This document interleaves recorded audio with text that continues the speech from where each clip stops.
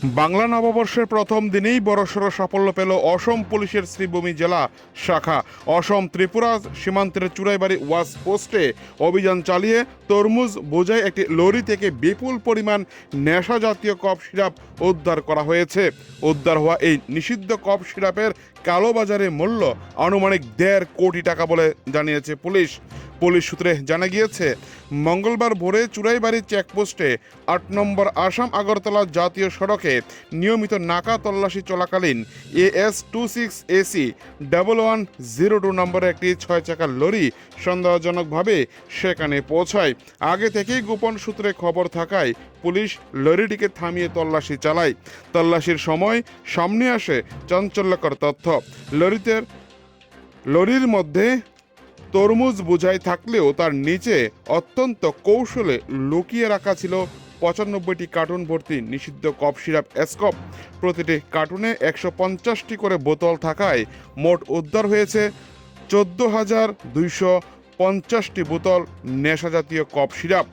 এই ঘটনায় লরি চালক নজরুল ইসলাম এবং সহচালক মুসলিম মিয়াকে আটক করেছে পুলিশ।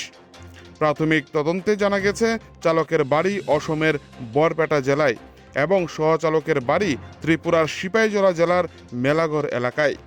ঘটনা প্রসঙ্গে শ্রীভূমি জেলার অতিরিক্ত পুলিশ সুপার অনির্বাণ শর্মা জানান, রুটিন তল্লাশির সময় এই বড়সড় সাফল্য আসে।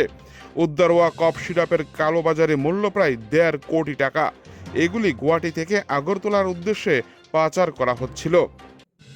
চুরাইবাড়ি থেকে নিজস্ব প্রতিনিধির রিপোর্ট, টিভি 100 বাংলা। বাবার নাম আব্দুল সালাম। গাড়িটা কোথেকে নিয়ে আইসো? গুয়াহাটি কই জায়গায়? আগরতলা।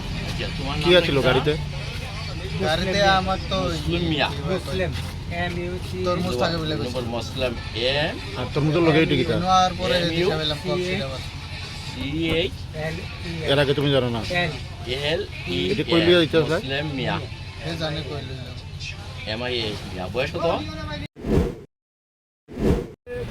নববর্ষ আজকে বছরের প্রথমটা দিনেই করিমগঞ্জ আরক্ষীর বিশেষ সাফল্য।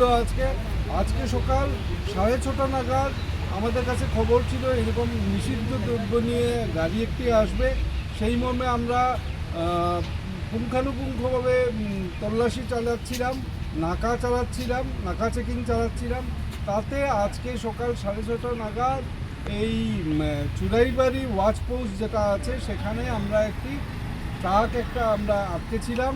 সেটা তল্লাশি চালাতে ট্রাক ভর্তি ছিল তরমুজ, ফল তরমুজ।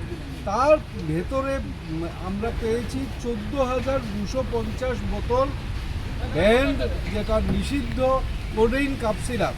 সেটা আমরা জব্দ করেছি, যথাবিহিত আইনি ব্যবস্থা নিচ্ছি। ড্রাইভার করায়ত্ত হয়েছে, মানে